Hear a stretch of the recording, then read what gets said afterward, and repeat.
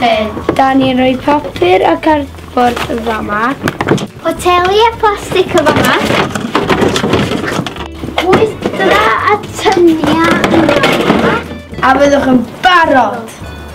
Dwi'n fam i 4 o blant efeilliaid 11 mis oed a merch sydd yn 5, mab sydd yn 6 a hanner. A da ni'n defnyddio bagiau melyn i gasglu'r chlytiau. A mi o'n i'n poeni yn y cychwyn sut oedd y newid yn mynd i weithio, ond mae wedi gweithio i ni a mae o mor hwylus i ddefnyddio ac yn mynd bob wsos yn ddi ffael.